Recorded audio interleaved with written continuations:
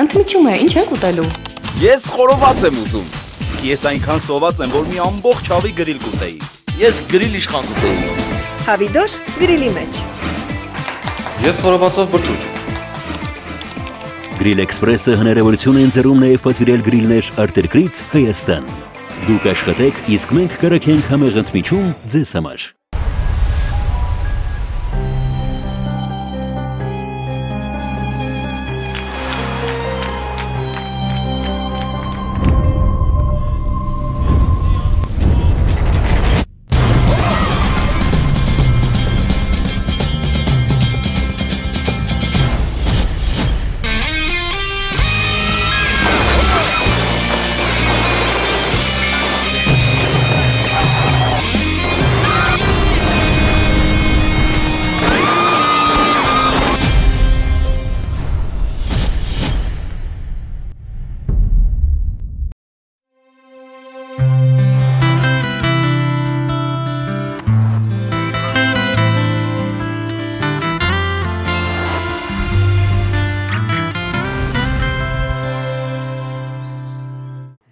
Բարև ձեզ, ելներս։ Բարելույս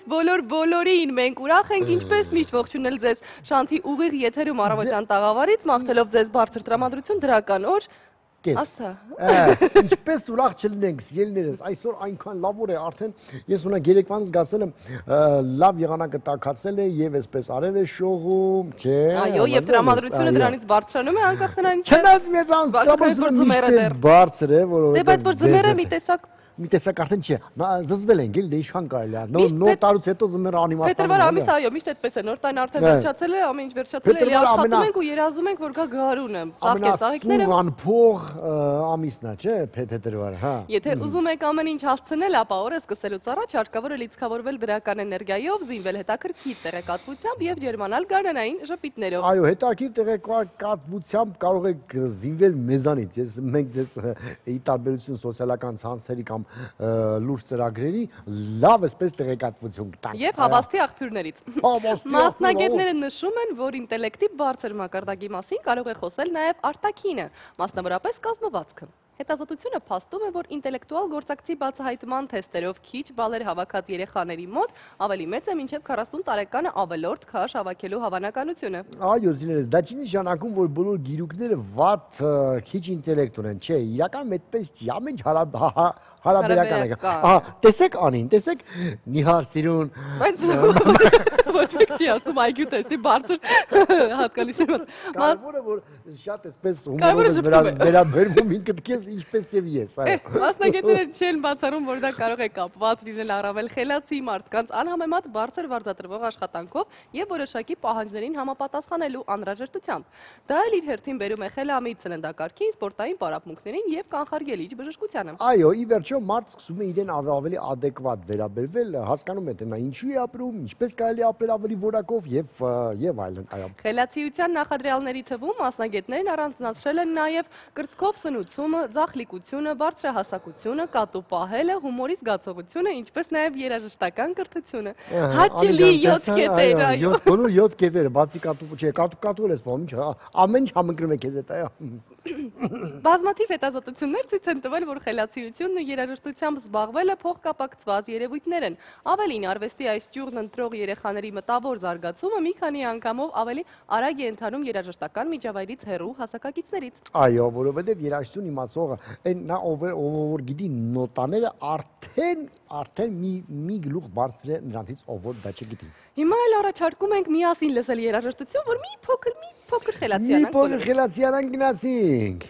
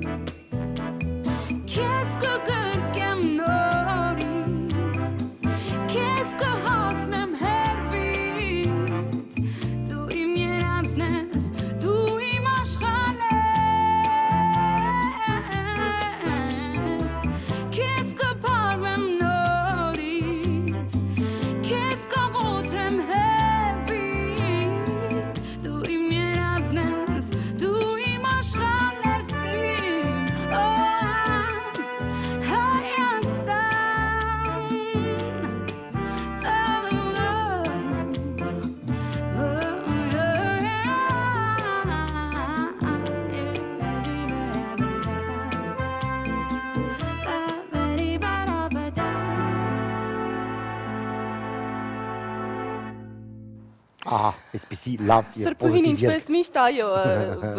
մեզ ուրախացրեց եւ բարձրացրեց մեր տրամադրությունը, սիրելիներս, ես շուտով պրեմիերա նախագիծը նորից կմեկնարկի եւ բոլորը հնարավորություն նրանք, ովքեր ցանկանում են գրել երգեր, հնարավորություն կունենան այդ երգերը լսելու պրոֆեսիոնալ կատարողների շուրթերից, լավ այսպես գործիքավորմամբ եւ բոլորին այսպես այո, համենայն դեպս հնարավորություն կտրվի ինչպես միշտ ծնվելու նոր աստղերի, նոր հեղինակների, նոր անունների, այո։ Անցնենք առաջ Երևանի պետական համալսարանի գենդերային հետազոտությունների կենտրոնի անցկացրած հարցման համաձայն հայաստանցիների 98%-ի համար շատ կարևոր է ընտանիքը, 97%-ի համար խաղաղությունը, իսկ 88%-ի համար աշխատանքը։ Ինչպես տեսնում եք, այո, դա շատ լավ է, որ ընտանիքը կարևորն է, որովհետև ավելի այսպես կայուն կյանք է ապահովում։ Հարցվածների 95%-ը Համաձայն եմ, հաստատների 95%-ը խոստովանել է, որ շատ է կարևորում ֆինանսական բարեկեցությունը։ Ընկերների դերն իրենց կյանքում կարևորել են տղամարդկանց 67%-ը, իսկ կանանց 48%-ը։ Այո, որովհետև կանանց այն 20%-ը ընկերներին լրացնում է սերիալներով կամ ուղղակի հեռախոսով որովհետև կանայք անդադար աշխատում են ու ժամանակ չունեն ընկերներին։ Հարուստ լինելը կարևորել է հարցվածների միայն 17%-ը, այլ կերպ ասած յուրաքանչյուր 6-րդը։ Շրջապատից տարբերվել է կարևորել է հարցվածների միայն 1/5-ը, իսկ կրթված եւ զարգացած լինելը 82%։ Ինչպես կարող է Հայաստանում ինչ-որ մեկը ուզենա շրջապատից այսպես տարբերվել, չէ, պետք է լինել այսպես շատ այսպես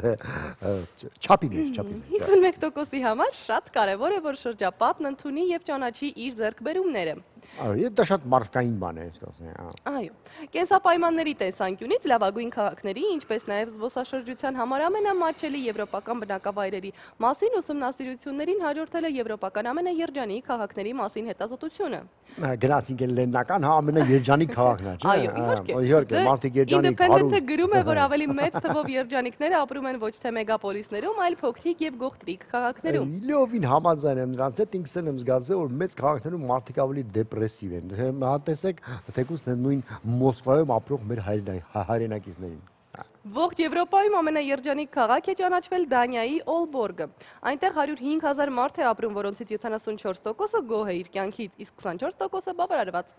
Ստացվում է երջանկության 98%-անոց ցուցանիշ։ Երջանիկների քաղաքների ցանկում երկրորդ հորիզոնականում Կոպենհագենն է։ Այնտեղ գոհ է 67%-ը, բավարարված է 28%-ը։ Ինչպես տեսնում եք, դեռ խոսքը Եվրոպայի մասին է։ Այո, երրորդ հորիզոնականում Ռեյկյավիկն է 66% գոհ եւ բախտավոր ու 31% կենսապայմաններից բավարարված բնակիչներով։ Դարձյալ Եվրոպա։ Դարձյալ Եվրոպա։ Իսլանդիայի մայրաքաղաքի բնակիչները նշել են, որ իրենց երջանկության գլխավոր գրավականներից է բնությունը, ինչպես նաեւ ապահովության բարձր մակարդակը։ Այո, սիրելիներս։ Մենք բնություն իհարկե ունենք հիանալի, ոչ մի երկրի բնություն չի համեմատվի, բայց ապահովությունը մի քիչ կարծես թերանում է, այո։ Ցյուրիխը եւս Եվրոպայի երջանիկ քաղաքների թվում է, այնտեղ հաճախակի է հայտնվում աշխարհի լավագույն քաղաքների վարկանիշներում։ Ցյուրիխը հաճախակի է հայտնվում այս տարվա տվյալներով Շվեյցարիայի ֆինանսական կենտրոնում երջանիկները կազմում են 98%-ով, լիներ երջանիկություններ։ Հնգյակը եզրափակում է Ավստրիայի Գրացը, այնտեղ 270,000 մարդ է ապրում, որոնցից 97% երջանիկ է։ Այո, սիրելիներս, նույնը չես կարող ասել մեր մայրցամաքի այլ տեղերի մասին, օրինակ նույն թեկուզ ասենք Կովկասի ժողովուրդների մասին, այստեղ միշտ խնդիրներ, միշտ նավս եւ միշտ ծանր կաթություն, այո։ Այժմ առաջարկում ենք պատրաստվել շուրջերկրյա ճանապարհորդության այս անգամ։ Մենք մեր նշանակետը Սիդնեյն է, որի զարմանալի առանձնահատկություններին կօգնի ծանոթանալ մոլորակի շուրջ էջը։ Գնացի, այս անգամ գնացքով գնանք։ Գնանք։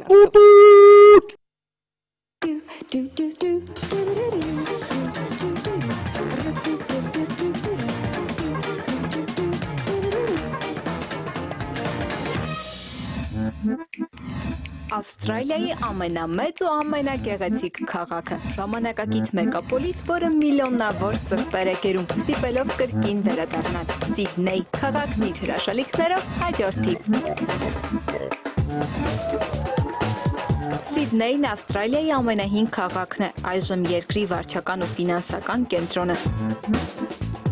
Տրանսպորտային կարևոր հանգույցն ու նավահանգիստը։ Այն իր երկնաքերներով, գեղեցիկ լողափերով ու կանաչ օազիսներով մշտապես զբոսաշրջային լավագույն ուղղություններից է։ Սիդնեյի հիմնադիրն է համարվում կապիտան Արթուր Ֆիլիպը, ով բրիտանական առաջին ռազմածովային նավատորմի հետ այս վայրեր էր ժամանել 1788 թվականին։ Նոր գաղութի ստեղծման համար նավապետը ընտրում է Պորտ Ջեքսոնի տարածքը, ապա որոշում է այն անվանակոչել բրիտանական գաղութների գծով քարտուղար Լորդ Սիդնեյի անունով։ Ժամանակի հետզհետե ավելի ու ավելի ինլայնվող ու գեղեցկացող Սիդնեյն այժմ դարձել է աշխարհի կարևորագույն առևտրատնտեսական կենտրոն եւ այցելությունների թվով առաջատար մեգապոլիսներից մեկը։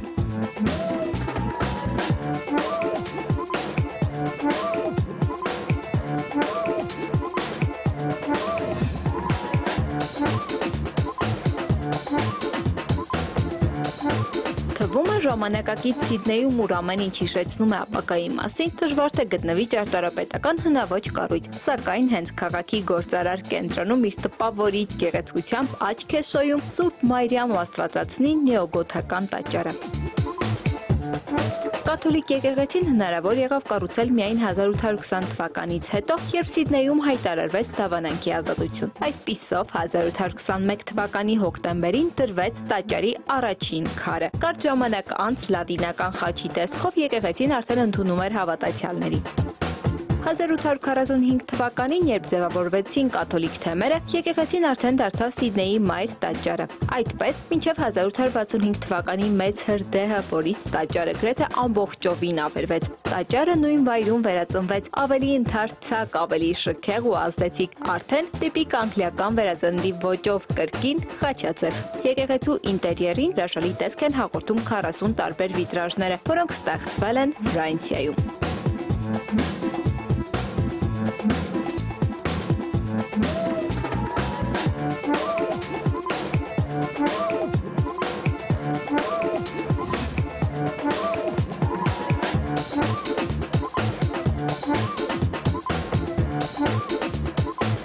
Սիդնեյի ամենահայտնի կառույցներից է Harbor Bridge լեգենդար կամուրջը։ Պողպատե հսկան շուտով կդառնա 83 տարեկան։ Թեև նավահանգստի հյուսիսային ու հարավային կողմերն իրար միացնող կամրջի նախագծեր էին առաջարկվում դեռևս 1890 թվականից, այնուամենայնիվ կառույցի շինարարությունը սկսվել է 1923 թվականին։ 1500 շինարար, 8 տարի և մոտ 7 միլիոն դոլար։ Իշխանությունների որոշմամբ այն պետք է լիներ ամենաերկար կամուրջն աշխարհում, սակայն այդպես չեղավ։ Նյու Յորքում արդեն սկսվել էր Բայոն կամրջի շինարարությունը, 7 մետր ավելի երկար, քան Սիդնեյան մետաղե հսկանը։ Վերջինիս երկարությունը 1149 մետր է, իսկ կշիռը շուրջ 53,000 տոննա։ Թեև Harbor Bridge-ը չարժանացավ աշխարհի ամենաերկար կամրջի տիտղոսին, այնուամենայնիվ սահմանեց 2 ռեկորդ։ Լայնությունը 49 մետր է, կամարի հեռավորությունը ջրից 134 մետր։ 6000 ձուկ, ավելի քան 600 տեսակի հարյուրավոր ծովային կենդանիներ։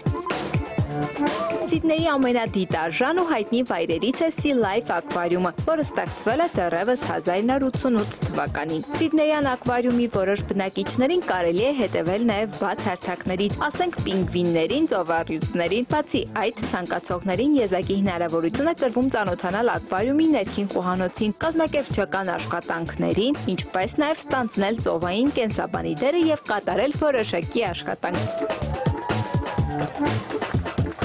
Կերակրել շնաձկներին կամ ասենք ջրասուզակի համազգեստով հայտնվել գիշատիչների լողավազանում։ Այս ծովային աշխարհում հայտնվելու և հրաշալիքները վայելելու համար մեծահասակներից գանձվում է 29, իսկ երեխաներից մինչև 19 ավստրալական դոլար։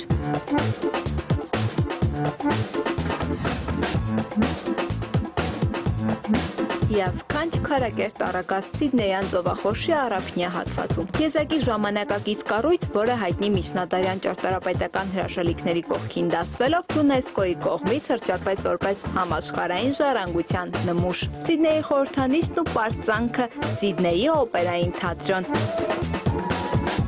1945 թվականին Սիդնեյ ժամանած ջութակահար և կոմպոզիտոր Յուջին Հուսենսի անմիջական միջամտությամբ ձեռնարկվեց քաղաքում կառուցել օպերային թատրոն։ Գաղափարը մեծ ջանքերի շնորհիվ վերածվեց իրականության։ Հոյակերտ օպերային թատրոնի պաշտոնական բացումը կայացավ 1973 թվականին Ելիզավետա II թագուհու անմիջական մասնակցությամբ։ Առագաստաձև կառույցը արժանացավ ողջ աշխարհի համակրանքին, անվանվելով քարացած երաժշտություն։ 180 մետր երկարությամբ, 120 մետր լայնությամբ օպերային թատրոնն իր գոյության առաջին 2 տարիներում միայն ընդունել է 36 միլիոն այցելու։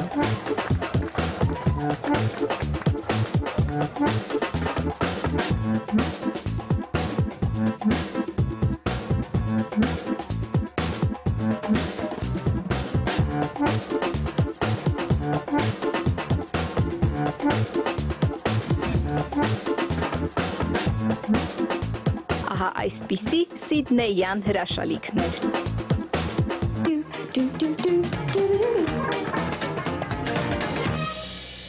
Սիդնեյան ճամփորդությունից վերադառնանք Երևանյան գովազդին, Հայաստանյան գովազդին։ Հայաստանյան գովազդին, գովազդ։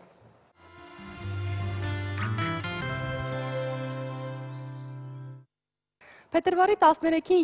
Յանս ակումբում և 14-ին Կարեն Դեմիրճյանի անվան մարզահամերգային համալիրում կկայանա բրիտանացի ռոք բլյուզ երաժիշտ և երգահան բրիտանական կայսրության շքանշանակիր Էրիկ Կլեպտոնի 70-ամյակին նվիրված համերգ։ Վլադիմիր Ավետիսյանը և The Black Blues Orchestra-ն Հայաստանի պետական երիտասարդական նվագախմբի հետ համատեղ կներկայացնեն անվանի երաժշտի ճանաչված երգերը։ Համերգի մանրամասների մասին այսօր կպատմի Ռուսաստանաբնակ գործարար Վլադիմիր Ավետիսյանը և գեղարվեստական ղեկավար Պավել Պլաքսինը, բարև ձեզ։ Здравствуйте, քանի որ մեր հյուրերը հայերեն չեն խոսում այն աուդիտորիայի համար, ովքեր որ ռուսերեն չգիտեն, ես կաշխատեմ այսպես գոնե ընդհանուր առմամբ ներկայացնել, թե խոսքը ինչի մասին է։ Եվ այսպես ինչ է իրենից ներկայացնում The Black Blues Orchestra։ Что из себя представляет этот оркестр? Вы знаете, во-первых, я для себя сейчас подчеркнул, что очень музыкально на армянском языке звучит название нашего ансамбля. Հյուրը հասկացա, որ հայերեն շատ հնչեղ եւ երգեցիկ է այո հնչում անվանումը։ Это музыканты, трудно ошибиться, наверное, из 5 стран мира. Մոտարապես 5 երկրներից են բոլոր երաժիշտները։ Соединенные Штаты, ԱՄՆ, Испания, Франция, Իսպանիա, Ֆրանսիա եւ այլն։ Россия. Նաեւ Ռուսաստան։ Мы играем блюз. Մենք բլյուզ ենք նվագել։ Обычно нас спрашивают, почему вы играете блюз? Ընդհանրապես հարցնում են ինչի եք բլյուզ նվագում։ Мы говорим, потому что в блюзе невозможно соврать. Որովհետև բլյուզում հնարավոր չէ խաբել։ Там фальшь чувствуется сразу. Ֆալշը միանգամից զգացվում է։ Не в нотах, в душе. Այլ ոճերում չի զգացվում։ А в других Направлениях не направлениях не чувствуется? чувствуется фальшь? Возможно, тоже, но мы играем блюз. Միգուցե բայց մենք որոշել ենք բլյուզ նվագենք։ Ладно, хорошо, լավ, բարի։ Եվ որ երկրներում է հասցրել լինել այս օրքեստրան, հա, В նախագիծը։ каких странах вы уже побывали? География достаточно широка. Это прежде всего Աշխարհագրությունը տարբեր է, большой тур по Китаю, Չինաստան практически вся Европа, եւ տեսականորեն ամբողջ Եվրոպան։ бывшее пространство Советского Союза. ԽՍՀՄ И если говорить о том, откуда у нас появились в составе иностранцы, եւ եթե խոսենք թե որտեղից մեզ մոտ Օտարերկրացիներ так получалось, что в каждой стране мы кого-то прихватывали. ամեն երկրում ինչ որ մեկին гտել ենք մեզ համար։ Այս դեպքում խումբը շատ չի լայնանում, արդյունքում ընդլայնվում, մեծանում Так это она не очень разрастается ваша группа. Но обычно 15 человек на сцене это впечатляет. Դե 15 հոգի դա արդեն Ավելի քան զարմանալի է եւ տպավորիչ։ Տպավորիչ է։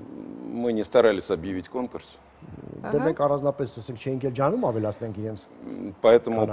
возможно, ротация, чтобы другим государствам тоже не было обидно, будет происходить. Որպեսզի ուրիշ երկրները առանձնապես չնեղանան, մենք որոշեցինք ամեն երկրից գոնե մի հատ ունենալ։ Իսկ ինչպես է հավաքագրում երաժիշտներին, հա, յուրաքանչյուրը երևի արդեն ձեզ հա այս հարցը տրվի։ Ինչպես է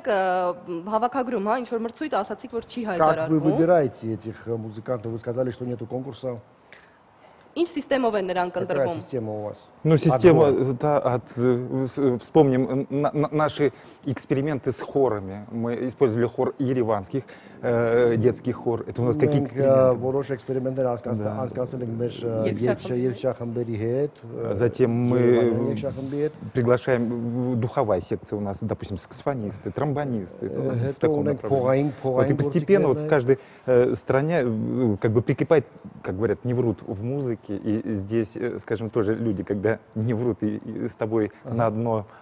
скажем, в одном направлении, то и они как бы прикипают к нам и продолжают с нами работать. Եվ հենց այդ մարդիկ հենց այդպես էլ մեզ կոպիտ ասած կպչում են, հա։ Երբ գաղափարապես նույն ոգով են առաջնորդվում։ На сцене мы говорим на одном языке, на языке музыки. Դե բեմում մենք խոսում ենք միայն երաժշտության լեզվով։ Ինչու հենց Էրիկ Կլեպտոն, ինչը ձեզ ոգեշնչեց։ Почему именно Эрик Клэптон, что вас так вдохновило? У этого музыканта удивительная судьба. Он совсем, будучи молодым человеком, смог подняться на самую вершину. Հետարքիր շատ ճակատագիր է ունեցել եւ երիտասարդ ժամանակ արդեն բավականին մեծ բարձունքների հասել։ Затем также глубоко упал в пропасть. Այնուհետև Ինքան մեծ արագությամբ ու խորությամբ ընկավ անդունդ։ ընկավ անդունդ, այո։ И возродился снова. Եվ էլի հարություն արավ։ Если когда ему было 21, на лондонских домах и заборах писали «Клэптон Бог», Երբ որ նա 21 տարեկան էր ընդամենը եւ Լոնդոնում իրեն արդեն աստվածացնում էին։ сейчас это не пишут. Հիմա այդպես չի։ Все и так знают. Արդեն դա պարզ է, էլ կարիք չկա։ Դա պարզ է, այո, որ Քլեպտոնը աստված է լոնդոնցիների համար։ Но на самом деле это же не только музыка Эрика Клэптона. Эрик Клэптон очень много работает вообще и с другим материалом, не только со своими Իրականում դա композициями. ոչ միայն Քլեպտոնի երաժշտությունը է, Քլեպտոնը նաև այլ երաժշտություններ են նվագում։ Скажем так, это классическая блюзовая музыка. Ասենք դա դասական բլյուզ է։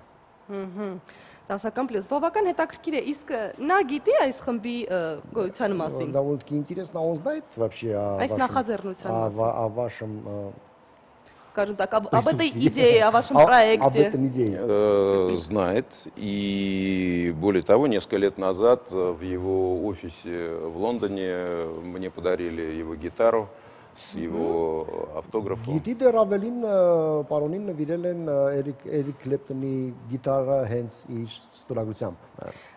Գուցե օրերից մի օր դուք միասին բեմում հանդես գաք, թե Может быть, вы когда вместе на сцене что-нибудь делаете с Клэптоном? Ну, возможно, он еще совсем молодой человек, ему в прошлом году исполнилось 70 лет. Հնարավոր է նա դեռ բավական երիտասարդ է, ընդամենը 70 տարեկան։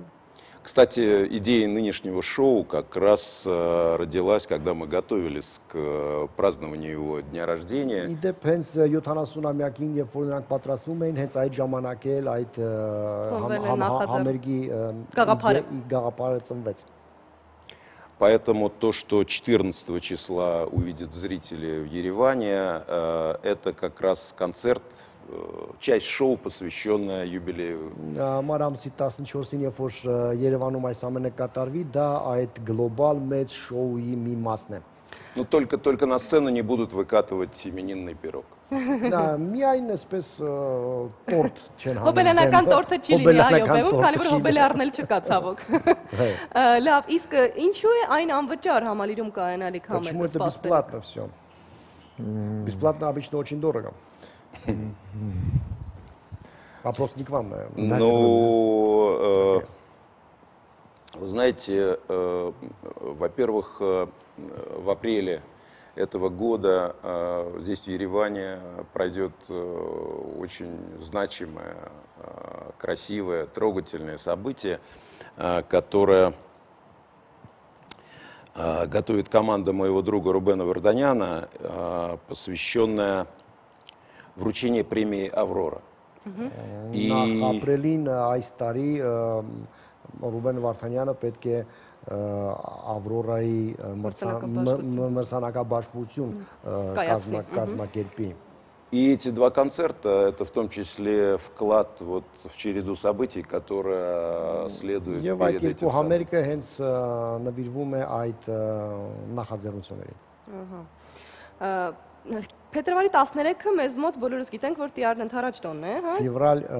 23-го у нас... 13-го. 13-го у нас,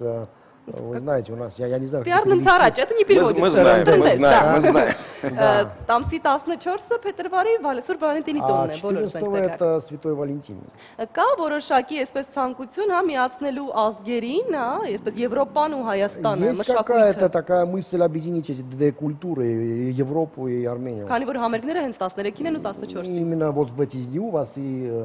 концерты. Мы правильно догадываемся? Конечно. Ну, в данном случае здесь просто прямое единение, что называется, народов, потому что, ну, по крайней мере, двое армян на сцене и армяне в зале будут слушать европейскую музыку и 13 и 14 числа. Հենց այդ միքսն է, որովհետև բեմում լինելու են երկու հայ, նաև դահլիճում են լինելու հայեր եւ դա, այսպես ասած, միաձուլում է, հա, ինչ-որ տեղի ունենալու, նրանք լսելու են եվրոպական իրարություն։ Но если говорить серьезно, то... А что, до сих пор было несерьезно? То все-таки музыка, которую мы будем играть, это музыка о любви. Դա իսկ եթե իրականում խորանանք, ապա այն երաժշտությունը, որ իրենք կներկայացնեն, դա հենց այն սիրո երաժշտությունն է, երաժշտություն սիրո մասին։ Каждая песня как маленький спектакль. Ամեն երկը մի փոքր ներկայացում է, где есть любовь, որտեղ կա սեր, где есть измена, որտեղ կա դավաճանություն, где есть страдания, որտեղ կա Տարապանք։ в отдельных случаях счастливый конец. Դե բացառիկ դեպքերում իհարկե կա երջանիկ ավարտ, Там есть все, там нет фальши. Այնտեղ ամեն ինչ կա բացի կեղծիքից։ Ահա։ Կան երգեր, որոնք սիրո մասին չեն։ Կարծես թե առհասարակ բոլոր երգերն են сирё Но մասին։ если есть песни, которые не о любви, по-моему, все песни о любви. Разной любви, но о любви. Есть одна песня не о любви, Конечно. даже в нашем репертуаре, она называется «Ашад же шериф». Կա այդպիսի երգ։ Но ее написал Боб Марли, видимо, ему тогда Не о любви не хотелось любви. думалось. Կա մի երգ, որը գրել է Bob Marley, դա սիրո մասին չի, թեպետ ես կասկածում եմ, որ Bob Marley գրեր։ Ինչ սպասումներ ունեք հայաստանյան համերգից։ Какие у вас ожидания от этого концерта? Самые большие, потому что зная зная публику Еревана, как она воспринимает музыку глубокую, серьезную, без фальши. Я думаю, это будет и нам хорошо, и публике хорошо. Это будет настоящая любовь между публикой. Կլինի ամենամաքուր, ամենամեծ սերը։ Մեծ սերը, այո։ Ասում են հայ հանդիսատեսը, անգամ մեր երաժիշտները, ովքեր որ շատ են շրջագայում, ասում են, որ մեր հանդիսատեսը մի փոքր ավելի դժվար է ծափ տալիս, այսինքն պիտի դա լինի փառահեղ մի բան։ Наш зритель трудно аплодирует. Скупой на аплодисменты. Немножко скупой на аплодисменты, да. Это правда? Думаю, с такой музыкой неправда. Я думаю, что аплодисменты будут и уверены. Потому что вложены большие силы в симфонический оркестр, в партитуры, в игру, в репетиции. И я думаю, публика оценит настоящую работу.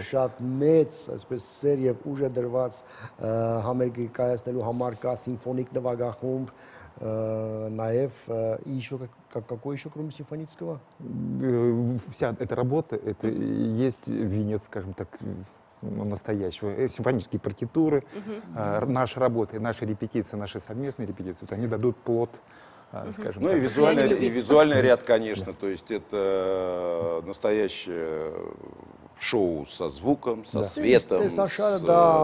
экранами, с тем, что происходит на сцене, и некий экскурс в историю будет в зависимости от песни. Պարային համարներ կան այստեղ թե ոչ։ Танцевальные номера у вас? Я вас приглашаю, и вы можете исполнить любой номер, пожалуйста.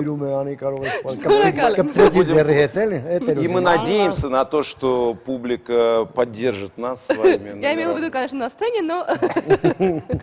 Բայց մենք այսպես խոսեցինք ու այդպես էլ չեղավ, ինչպես առաջացավ այս գաղափարը, ինչից առաջացավ։ Так и не поняли, откуда возникла эта идея. Идея приехать в Ереван или идея вообще? Идея приехать в Ереван. Идея приехать в Ереван. Ну, я уже сказал о Рубене. Вот, собственно говоря, идея возникла оттуда. Но, знаете, если вернуться к публике, когда мы впервые приехали в Китай, Եթե խոսենք էլի հանդիսատեսի մասին, ապա երբ որ մենք առաջի անգամ գնացել ենք Չինաստան, наше первое выступление было в Центре культуры при российском посольстве в Пекине. Նրանց առաջի ելույթը հենց Պեկինի դեսպանությունում էր։ И нам сказали, вы знаете, вот когда вы отправитесь в тур, не ожидайте, что вот там будет реакция, к которой вы привыкли.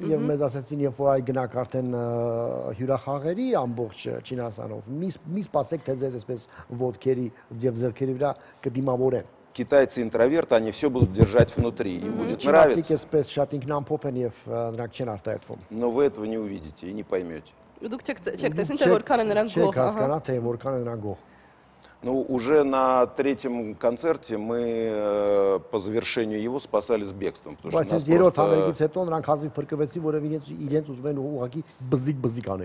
Китайцы пытались разобрать на сувениры. И каждый концерт проходил по одному сценарию. Мы входим на сцену, начинается визг, топот, крик, хлопанье.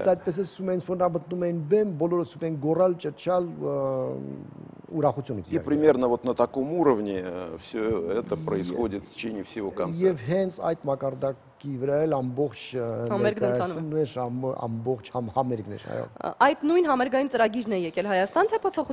та же программа, которую вы привезли в Ереван, или есть какие-то изменения? Нет, ну что вы. Мы привезли совершенно другую программу. Ну, у нас, как правило, вне зависимости от того, что репертуарные вещи меняются постоянно, но у нас есть несколько форматов. У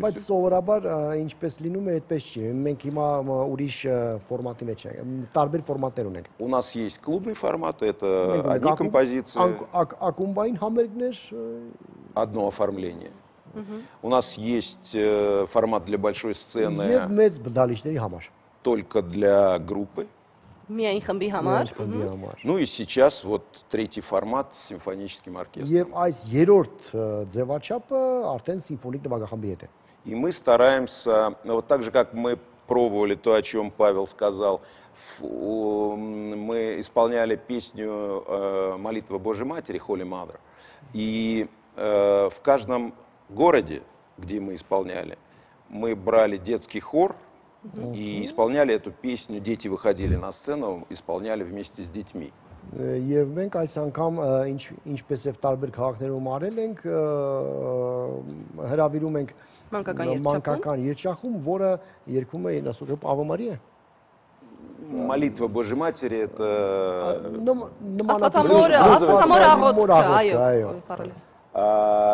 Вот сейчас мы пробуем сделать то же самое, но уже с симфоническим оркестром. Ձեր կենսագրության մեջ գրված է, որ դուք գործարար եք։ Ваша биография есть, что вы в первую очередь предприниматель, да. Ինչպես է ստացվում համատեղել սա, թե արդեն չի ստացվում։ Какая вас муха укусила? Что случилось с вами? Ну, муха меня укусила в раннем детстве. Да. И на самом деле я временно был бизнесменом. Ժամանակվանից ես զբաղվել եմ երաժշտությամբ, բայց հետո այնպես ստացվեց, որ զբաղվեցի բիզնեսով։ Поэтому если работа мешает музыке, брось работу. Եթե աշխատանքը խանգարում է երաժշտությանը, պետք է թողնել աշխատանքը։ Եվ աշխատել երաժշտությամբ։ И работать музыкой. И работать музыкой, да. Правда, много не заработаете, но, в общем, да. Ну, почему? Вы знаете, это такая сентенция очень тонкая, потому что... С одной стороны, если ты не зарабатываешь, ты абсолютно свободен в творчестве. Тебе не нужно жить, что называется, законами жанра. Но во всем есть свои плюсы и минусы.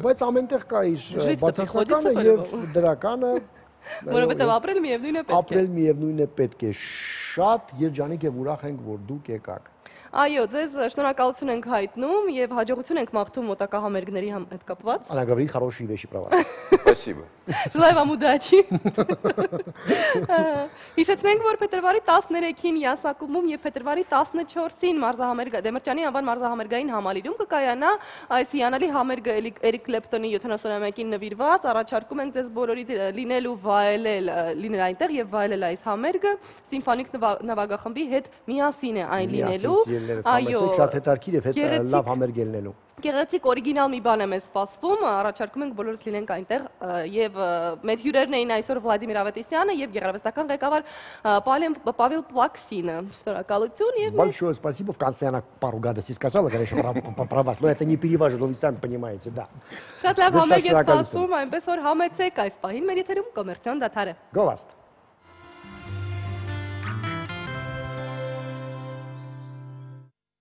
Այժմ վերհիշենք մեր հաղորդման հովանավորին։ Վերհիշենք, որն է վաղուց կարոտել ենք մեր ընկերներին։ Մեր հաղորդման հովանավորն է Դելտա Կլինիկ բժշկական կենտրոնը, որտեղ զեղչային ակցիաները շարունակվում են։ Այցելեք Դելտա Կլինիկ եւ կատարեք բոլոր օրգան համակարգերի համակարգչային ստուգում, 4D սոնոգրաֆիա, սրտի էխոկարդիոգրամը, ոսկրերի խտության ստուգում։ Իսկ ողնաշարային դիագնոստիկան եւ վահանաձև գեղձի ճիճվակրության հետազոտությունը կատարվում է անվճար։ Դելտա Կլինիկ կարող եք զանգել 500-560 եւ օգտվել որակյալ բուժումից։ Իսկ եթերը շարունակում է Օրվա դեղատոմսը։ Մեր սիրելի Իրիչկայի հետ։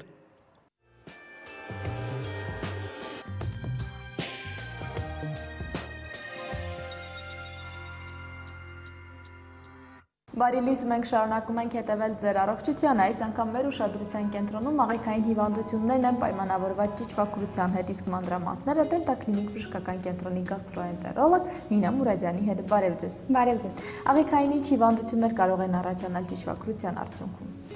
Նախ ասեմ, որ պարազիտակրությունը ճիճվի առկայությունը օրգանիզմում, դա իհարկե անոմալ երևույթ է եւ յուրաքանչյուր օտար մարմնի առկայություն մեր օրգանիզմում բերում է տարատեսակ խնդիրների առաջացմանը։ Այն կարող է ընթանալ ինչպես աղիքային ախտանիշներով, այդպես էլ արտաղիքային ախտանիշներով։ Նման հիվանդները, հատկապես մեծահասակները, որտեղ երեխաների մոտ կլասիկ, այսինքն դասական տարբերակն ենք մենք ունենում, եւ փորացավերը, եւ թքահոսությունը, եւ հետանցքի շրջանում քորը, ատամի կրճտոցը, այո, այդ դասական նշանները ավելի արտահայտիչ մենք տեսնում ենք երեխաների մոտ եւ բնականաբար երեխաները ավելի քիչ են յետևում իրենց հիգիենային, նման գանգատներով ավելի շատ դիմում են երեխաները։ Իսկ մեծահասակների մոտ այլ պատկերն է։ Նման հիվանդները կարող են երկար տարիներ բուժվել տարատեսակ այլ մասնագետների մոտ, օրինակ ինչպիսիք են ալերգոլոգները, հա, որովհետեւ պարազիտի առկայությունը մեր օրգանիզմում բերում է ալերգիզացիայի, տարբեր ալերգիկ երևույթների առաջացմանը եւ հիվանդին ստիպում է դիմել համապատասխան մասնագետի։ Կարող է բերել մազաթափության առաջացմանը, դա արտաղիքային երևույթներն են։ Ինչպես նշեցի, նաև ընթանում է փորացավերով, ինչու՞ չէ մեծերն էլ կարող են ունենալ եւ փորացավեր, որոնք տեղակայվում են պորտի շրջանում, ամբողջ որովայնում ավելի շատ ստորին հատվածներում, եւ հետանցքի քորը եւ ատամների կրճտոցը, որոնք են Հայաստանում ամենատարածված ճիճվատեսակները։ Հիմնականում տարածված է սրատուտը, ասկարիդը, լյամբլյան եւ ժապավենաձև ворթերից եզան եւ տավարի երիզորդը։ Ցավոք սրտի շատ տարածված են հիմա ժապավենաձև ворթերը։ Նման ворթերի առկայությունը մեր օրգանիզմում հնարավոր է միայն այն դեպքում, երբ մենք օգտագործում ենք հում մսամթերք։ Նման դեպքում գանգատները կարող են լինել ինտենսիվ ցավեր աջ կամ ձախ թուլակողմում, ալերգիկ տարբեր ռեակցիաներ։ Եվ ուզում եմ հիշեցնել, որ այս հիվանդությունը փոխանցվել ընտանիքի անդամից մեկը մյուսին հնարավոր չէ, որտեղ ինչպես նշեցի, դա հնարավոր է միայն ունենալ մեր օրգանիզմում հում մսամթերք օգտագործելիս։ Բայց հնարավոր է այդ նույն հում մսամթերքը օգտագործեն ընտանիքի բոլոր անդամները, բայց վարակակիր դառնա մեկը։ Այո, հնարավոր է։ Հատկապես եթե տվյալ անձի մոտ առկա է փորկապություն, ապա ռիսկի գործոնը մեծ է։ Քանի որ եթե մենք ունենք նորմալ աղիների գործունեություն, այսինքն մեր աղեստամոքսային տրակտը աշխատում է նորմալ, ապա այդ դեպքում օգտագործելով, ձվաբջիջ ընկնելով մեր օրգանիզմ, ունենալով նորմալ աղիների դատարկում, այն չի կարող վերածվել հիվանդության։ Պարզապես ձվաբջիջի տեսքով ընկնում է արտաքին աշխարհ եւ մեզ մոտ չի զարգանում այդ հիվանդությունը։ Իսկ փորկապության դեպքում դա կրկնակի ռիսկ է, այսինքն եթե հիվանդի մոտ աղիների դատարկումը տեղի ունենում 2-3 օրը մեկ, ապա այս դեպքում նա հասցնում է ձվաբջիջից վերածվել եւ հասուն ձևերի եւ զարգանալ ճիճվակրությունը։ Եթե կան նշանները կամ գանգատները, հիվանդը ինչպես կարող է կողմնորոշվել իր մոտ իրոք հաստատ կա ճիճու թե չկա։ Ախտորոշման մեթոդները մի քանիսն են, օրինակ մեր կենտրոնում մենք կատարում ենք մի քանի հետազոտություններ։ Առաջինը դա կեղտի միջոցովն է, ավանդական մեթոդն է, որը բոլորը տեղեկացված են։ Երկրորդը դա հակամարմինների որոշումն է այրան միջոցով, այսինքն այրան միջոցով մենք որոշում ենք առկա է տվյալ պարազիտը, լյամբլիա է թե ասկարիդ է, առկա է թե ոչ։ Եվ երրորդը մենք կատարում ենք համակարգչի միջոցով պարազիտների ախտորոշում, եւս թույլ է տալիս որոշել տարատեսակը բարակաղիներում ճիճվի առկայությունը եւ տարատեսակը համապատասխան ճիճվի։ Եթե հետազոտությունները հաստատում են, որ տվյալ անձի մոտ առկային ճիճուներին չէ պետք անել բուժման, ինչ եղանակներ այսօր կան։ Բուժման եղանակները օրինակ մենք Դելտա կլինիկ բժշկական կենտրոնում կատարվում է երկու տիպի բուժում։ Առաջինը դա դեղորայքի միջոցովն է, երկրորդը ապարատի միջոցով մենք կատարում ենք ճիճվակրության բուժում, MCS ապարատի միջոցով։ Եվ առիթից օգտվելով նշեմ, որ ճիճվակրության հետազոտությունը բոլոր տարիքային խմբերի համար Դելտա կլինիկ բժշկական կենտրոնը հայտարարում է նոր ակցիա,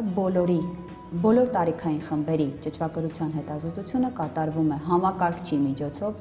բացարձակապես անվճար, ինչպես նաև նեղ մասնագետների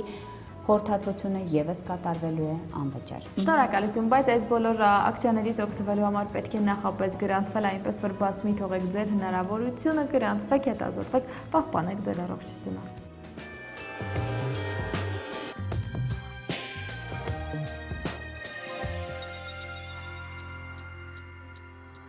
Շնորհակալություն։ Վաղուց եղանակից չեն խոսել։ Այո, խոսենք եղանակից, ավելի ճիշտ խոսինա, ով մեզնից լավ գիտի։ Մարի, բարի լույս։ Մարի ջան, տեղեկացված ես մեր այսօրվա եղանակից։ Իհարկե, ոչ միայն այսօրվա, այլ նաև շաբաթ-կիրակի օրվա։ Պահո։ Մեզ կտեղեկացնես։ Մարիա Նոստրոդամուսովնա, կարող ես մեզ ասել վերջապես ինչ է մեզ սպասում։ Իհարկե, այսօր եւ շաբաթ-կիրակի օրերին սպասվում է առանց ստեղումների եղանակից ջերմաստիճանը շարունակում է բարձրանալ։ Ապրես Մարի, դու շատ լավ ես տեղեկացված, մենք քեզ շատ ենք։ Ավելի հանգամանորեն խնդրում եմ, շնորհակալություն։ Հանրապետության տարածքում այսօր կձևավորվի անտիցիկլոնային դաշտը, ամենուրեք սպասվում է առանց ստեղումների եղանակ։ Օդի ջերմաստիճանն այսօր ցերեկը կբարձրանա եւս 1-ից 2 աստիճանով։ Արցախում Ստեփանակերտ քաղաքում գիշերը սպասվում է 4 աստիճան ցուրտ, ցերեկը մինչև 5 աստիճան տաքություն։ Սյունիքի մարզում Մեղրիում գիշերը սպասվում է 1 աստիճան ցուրտ, ցերեկը 9 աստիճան տաքություն, Կապանում գիշերը կլինի եւս 1 աստիճան ցուրտ, ցերեկը մինչև 7 աստիճան տաքություն, Գորիսում գիշերը 10 աստիճան ցուրտ, իսկ ցերեկը մինչև 4 աստիճան տաքություն։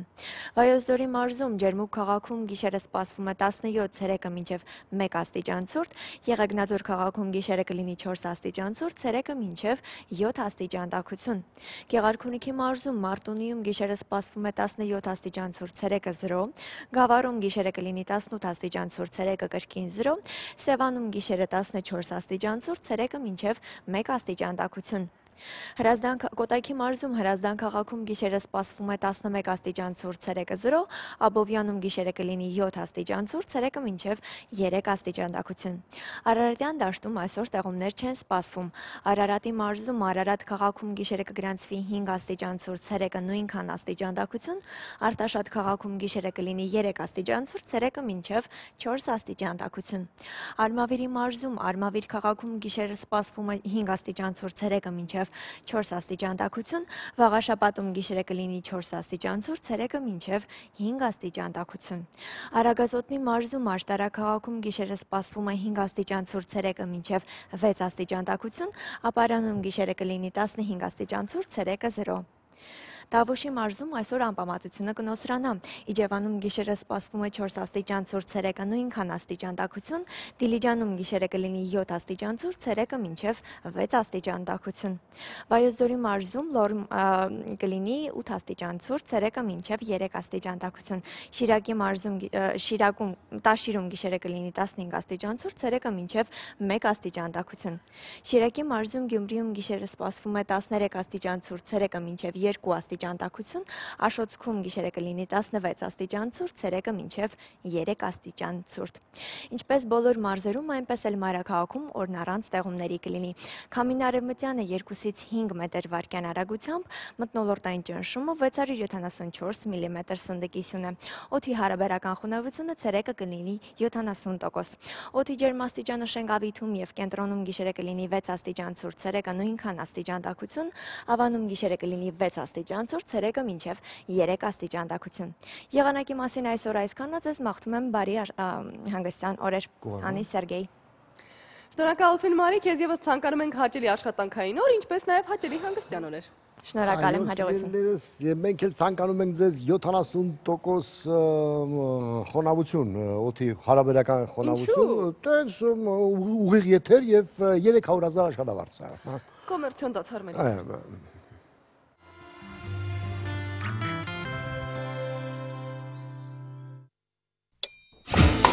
Ընդմիջում է, ինչ եք ուտելու։ Ես խորոված եմ ուզում։ Ես այնքան սոված եմ, որ մի ամբողջ հավի գրիլ կուտեի։ Ես գրիլ իշխան կուտեի։ Հավիդոշ գրիլի մեջ։ Ես խորովածով բրդուճ։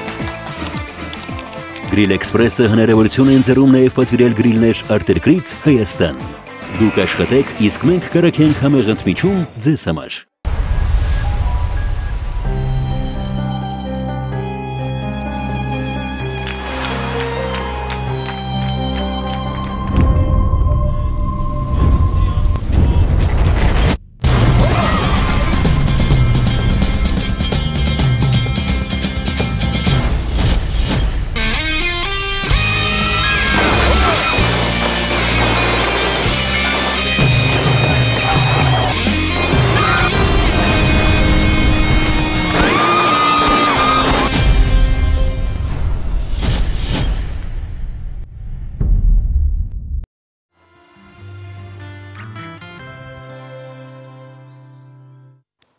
հիմա խոսենք հենց այն թեմայից, որ տղամարդկանց շատ է հետաքրքրում դա հենց կերակրող մայրերի մասն է սիրելիներս։ Ասեմ ավելին, կերակրող մայրերի սննդակարգի մասին է։ Ինչ հետաքրքիր է, Անուշ, մի քիչ բարձր ասա, լավ լսեմ, էլի։ Մասնագետները նշում են, որ ուզած չուզած այն պետք է նմանվի դիետայի, սակայն կան ունիվերսալ կանոններ, որոնք պետք է հետևեն բոլոր մայրիկները։ Պետք է հրաժարվել քաղցրից, շատ յուղոտ ծննդից, կոնսերվանտներով հարուստ մթերքներից, գազավորված ըմպելիքից եւ ալկոհոլից։ Դա ի դեպ հիանալի դիետա է բոլորի համար։ Պետք է հրաժարվել նաև սիրելիներս ձեր ամուսնու վրա փնփնթալուց, այո, էդ էլ է, շատ կարևոր։ Լրիվ հակառակ ամուսինները պետք է հրաժարվեն, որովհետև այդ 9 ամիսների ժամանակ կինը դառնում է սուրբ։ Ամուսինը եփատանը, որ մի բան էլ Այդ ուրիշ, ամենահաճելին այն է, որ այդ դիետան ջանքեր չի պահանջում, քանի որ երբ մայրիկը կենտրոնացած է երեխայի առողջության վրա, նիհարում է աննկատ։ Ես կասեի, որ կինը ոչ թե սուրբ է դառնում, այլ անմեղսունակ։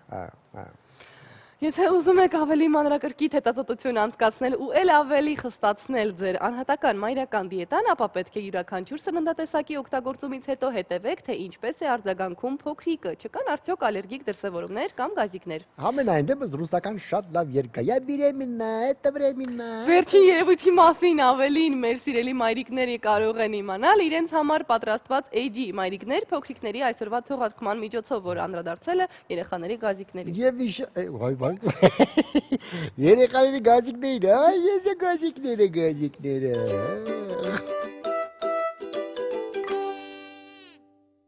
Այնինչ փոքրիկների մասին է, ուրեմն մայրիկների համար է, այնինչը մայրիկների համար է ու փոքրիկների մասին, ուրեմն ամենակարևորն է։ Այս անգամ ամենակարևորներից մեր դիտակետում երեխաների որովայնի ցավերն են, գազիկները։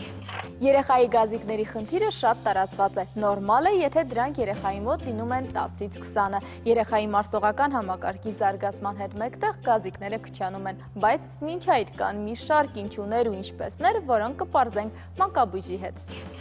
Որոնք են գազիկների առաջացման պատճառները։ Ծնողների ամենահաճախակի գանգատներից մեկն է համարվում երեխաների որովայնացավը, անմիջապես երեխաների ծնվելուց, կրծքով կերակրելուց մի քանի օր անց հետո։ Կոլիկան դա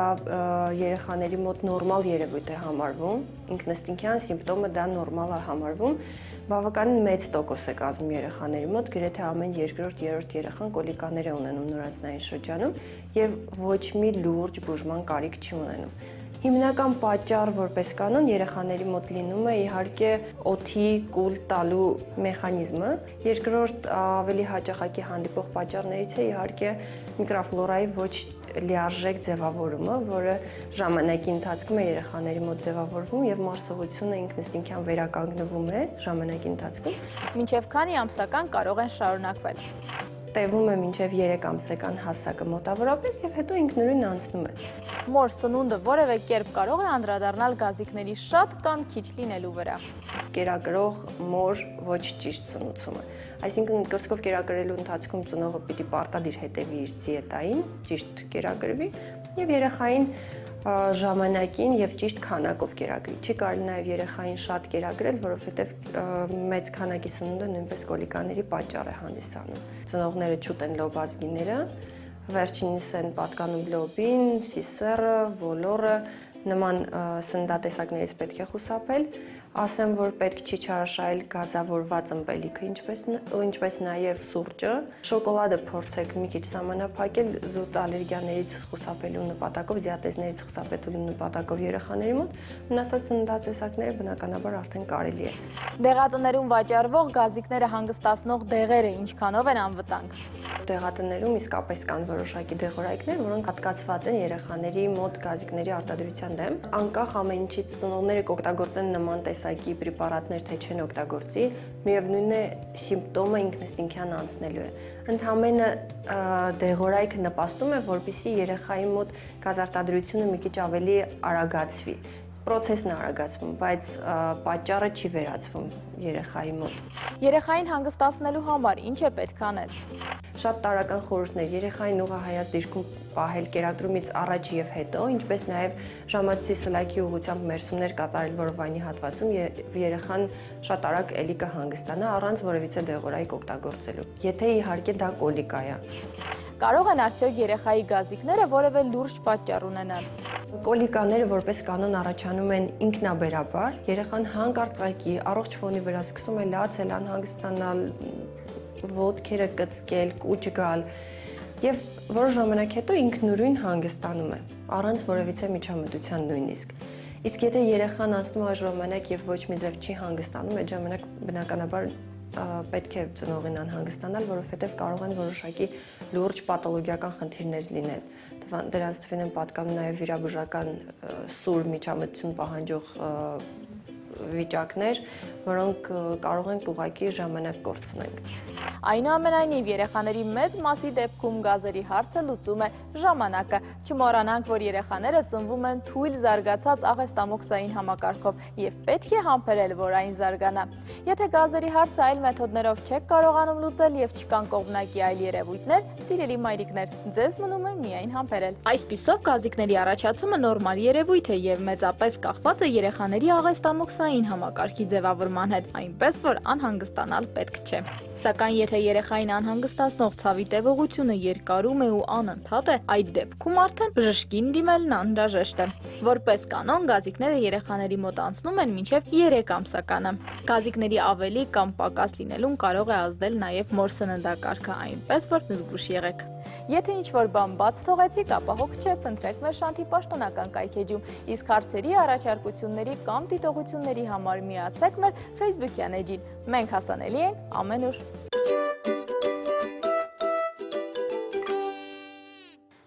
Դե որ փոքր երեխայի գազիկներ ունենում նորմալ է, բայց հետո մեծանում են ունենում էլ մի բան ժել է, այ քեզ բան։ Այ դեպ լավ պատվոտ կար, անին ուզում եմ շնչառության մասին խոսեմ։ Այժմ խոսենք շնչառության մասին։ Պարզ բան է, որ բոլոր մարդկանց կենսագործունեության համար հարկավոր է շնչել եւ Պարզ է, որ գազիկների մասին խոսեցիք, դա էլ է պարտադիր։ Հիմա շնչելու եւ արտաշնչելու մասից ժելը։ Օդում պարունակվող թթվածինը 21% է, մինչև օրգանիզմին պետք է միայն 5%։ Եթե ուզում եք բերանով շնչել, ապա պատրաստ եղեք, որ ժամանակի ընթացքում ծնոտը փոքրանալու է, իսկ ատամները ծռմռվելու են։ Սիրելիներս, բերանով շնչելը նույնն է, ինչ որ քթով ուտելը։ Չի կարելի բերանով շնչել։ Բերանով շնչելը երեխաների մոտ կարող է նաև խոսակցական ապարատի խնդիրներ առաջացնել։ Խորը շնչառությունը խթանում է նյութափոխանակությունը եւ վեցացնում օրվա ընթացքում ավելի հաճախ սովի զգացում ունենալու հավանականությունը։ Բժիշկներն էլ նշում են, որ եթե թոքերը վերածենք հարթ մակերևույթի, ապա դրանք կարող է ծածկել թենիսի դաշտի չափ մեծ տարածություն։ Այժմ էլ պարզենք, թե որ դեպքում է օրգանիզմը ստիպում մարդուն հորանջել, կարելի է արդյոք զսպել եւ ինչու է այն վարակիչ։ Դիտենք տեսանյութը։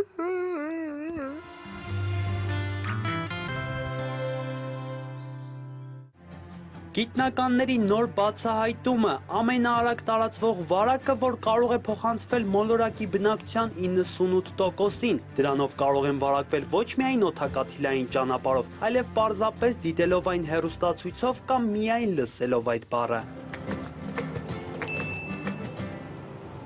Միևնույն ժամանակ ամենաանվտանգ ու ամենաօգտակար վարակը եւ կարեւոր չէ ձանձրույթից թե քնի պակասից, երբ մեր կողքին ինչ-որ մեկը հորանջում է։ Մենք մեր կեղևում ունենք հայելային նեյրոններ, որի շնորհիվ մենք եւ էմոցիաները եւ շարժումները ընդօրինակում ենք։ Այդ պրիմիտիվ առաջնային գործողություններից մեկն էլ հենց հորանջելու ցանկությունն է, երբ որ մենք դիմացինի հորանջելուն պատասխանում ենք մեր հորանջելով։ Այդպես իրար մեսիջ ենք ուղարկում։ Իսկ ովքեր են ամենաարագն արձագանքում այդ հաղորդագրությանը։ Կզարմանաք, բայց գիտնականները պարզել են, որ եթե ձեր դիմացինն անմիջապես պատասխանում է ձեր հորանջելուն, ուրեմն իսկապես մտահոգվում է ձեզ համար։ Հորանջելու ավելի մեծ ունակությունն են կանայք։ Կանայք շատ լավ են ապրումակցում, այդ էմոցիաները շատ արագ են վերցնում,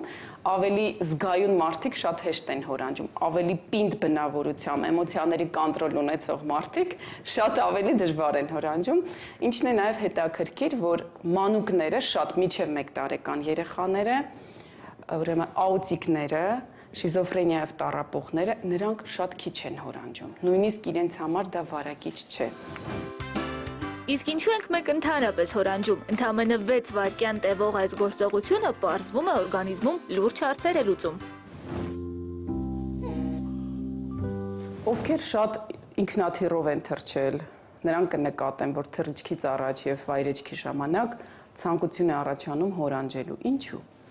Որպեսզի մեր թմկաթաղանթը, որը բաժանում է մեր արտաքին ականջը միջին ականջից,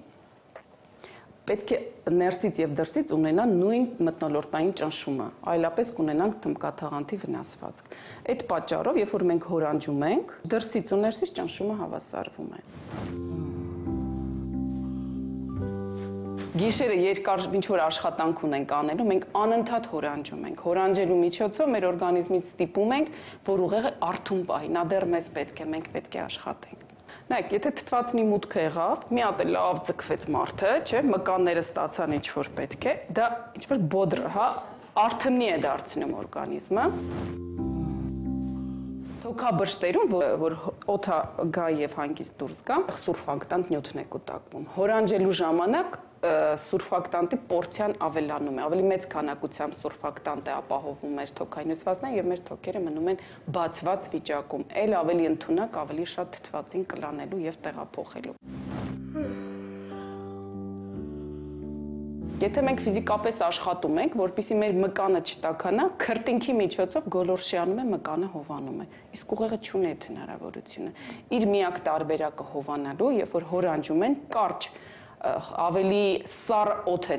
մտնում եւ այդ զովությունը արագ փոխանցվում է դեպի ուղեղին, որովհետեւ նայեք, մեր ուղեղը ունի մեր օրգանիզմի 2% քաշը, ընդամենը 1.5 կիլոգրամ է, բայց ծախսում է մեր էներգիայի 25%-ը։ Այնպես որ հորանջեք, որքան օրգանիզմը կկամենա, չէ որ թար մոթն ու թթվածինը ուղեղի համար երբեք շատ չի լինում։ Նելի Մովսիսյան, Արթուր Մկրտչյան, Առավոտը շանթում։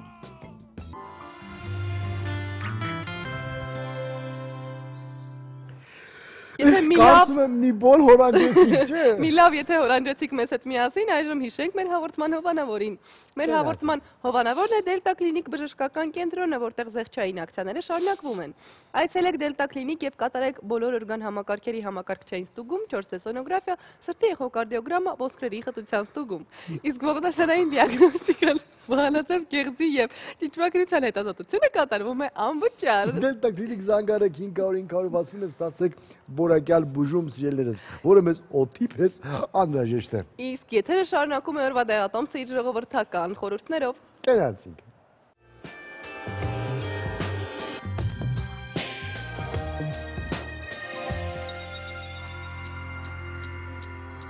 Ասում են այնինչ օգտակար է, միշտ չէ որ համեղ է, սակայն սա այդ դեպքերից չէ։ Այսօր մենք ձեզ առաջարկելու ենք օգտակար, միևնույն ժամանակ համեղ սննդատեսակներ, որոնք ցանկալի է հաճախ կիրառեք ձեր սննդակարգում։ Իսկ թե որոնք են դրանք, կպարզաբանի Մարիամ Վահանյանը։ Բարև ձեզ։ Բարև ձեզ։ Որ սննդատեսակներն ենք այսօր առանձնացրել։ Իհարկե սպիտակուց պարունակող սնունդը, որը անհրաժեշտ է մեր օրգանիզմին,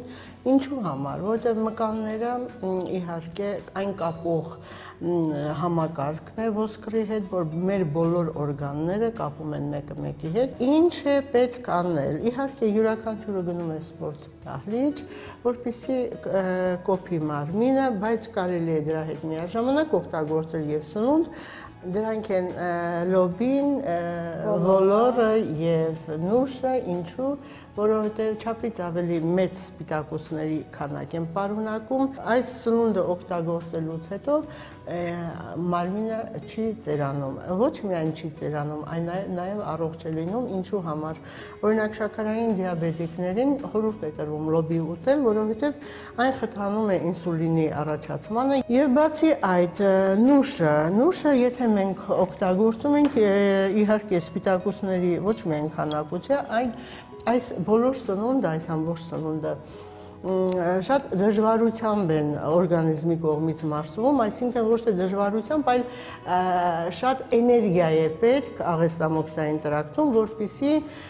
օրգանիզմը մարսի եւ երկարությամբ դժվարությամբ մարսելուց հետո այն չի գնում վերածվում ճարպի, այնպես որ յուրաքանչյուր ոք, եթե ուզում է նիհարել, եթե ուզում է ճիշտ է նուշը կալորիականությունը բարձր է, բայց մենք չենք կարող օգտագործել 1 կիլոգրամ, ճիշտ է, օր ընդամենը 20 հատիկ օգտագործելուց հետո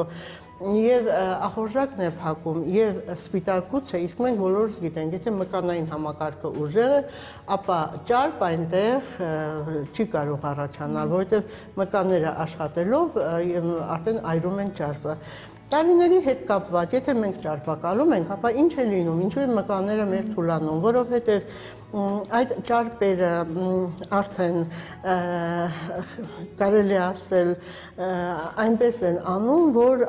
իրենք սեղմում են մկաններին եւ մկանները վեր են ածում թելիկների աստիճանաբար եւ տարիների ընթացքում, այո, եւ մկանային համակարգի եթե չի լինում, արդեն տարիների ընթացքում լինում է ճարպ, դրա համար որպեսզի մենք առողջ լինենք, երիտասարդ եւ երջանիկ անպայման պետք է ուտենք այն սնունդը, որը մեզ անհրաժեշտ է եւ բացի դա շատ հրաշալի սնունդ է համարվում նաեւ միզաքարային հիվանդությունների համար լոբու ծաղիկները, ուղղակի ծաղիկները պետք է վերցնել մոտավորապես 10 գրամ, 5-ից 10 գրամ եւ 300 գրամ ջրի մեջ 5 րոպե մարմանդ կրակի վրա երացնելուց հետո խմում ենք օրը 100 գրամ 3-4 անգամ եւ մենք միզաքարային հիվանդություններից ձերբազատվում ենք կամ թուլացնում ենք։ Բացի դա հրաշալի միջոց է նաեւ, եթե յուրաքանչյուր շաքարային դիաբետիկով հիվանդ անձնավորություն ուղղակի վերցնում է լոբին 2 ճաշի գթալ եւ 100 գրամ ջրի մեջ եթե լցնի եւ 2-3 րոպե, 5 րոպե թողնի մարման կրակի վրա, այնուհետեւ թողնում է սառելուց հետո գոլ վիճակում անպայման օրը 100 գրամ ինչ սնունդ օգտագործելը, եթե խմում է այդ լոբու հյութը, ջուրը, ապա նույնպես շաքարը իջեցնում է։ Շնորհակալություն, այսպիսով ոչ միայն օգտակար, այլև համեղ սնունդ գտնել այնքան էլ բարդ չէ։ Մեր այս ու մյուս բոլոր լեղատոմսերին կարող եք ծանոթանալ նաև Շանթի օնլայն տիրույթում։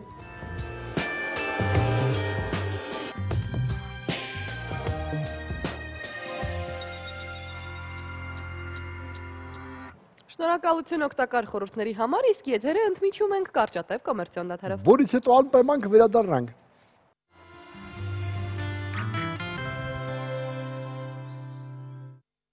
Հայաստանցիները հիմնականում բավարարված են աշխատանքային կոլեկտիվով, գործընկերների եւ ղեկավարության հետ հարաբերություններով։ Դա պայմանավորված է նրանով, որ հայաստանցիները վախենում են ամեն վարքյան այդ գործը գեները կորցնեն։ Այս եզրակացության են եկել Հայաստանի գենդերային բարոմետր հետազոտության հեղինակները։ Ըստ հետազոտության մեր երկրում ավելի ցածր է աշխատանքային պայմաններով եւ մասնագիտական աճի հնարավորություններով բավարարվածության աստիճանը, բայց խոսենք թվերի լեզվով։ Տղամարդկանց շրջանում աշխատավարձի չափով լիովին բավարարված է հարցվածների մոտ 10%-ը, կանանց դե արդյունքում այստեղ 7%-ն է։ Գործընկերների եւ ղեկավարության հետ հարաբերություններով լիովին բավարարված են տղամարդկանց մոտ 49%-ը ու կանանց 43%-ը։ Աշխատավարձի չափից դժգոհ կանայք եւ տղամարդիկ ավելի քան 30% են կազմում։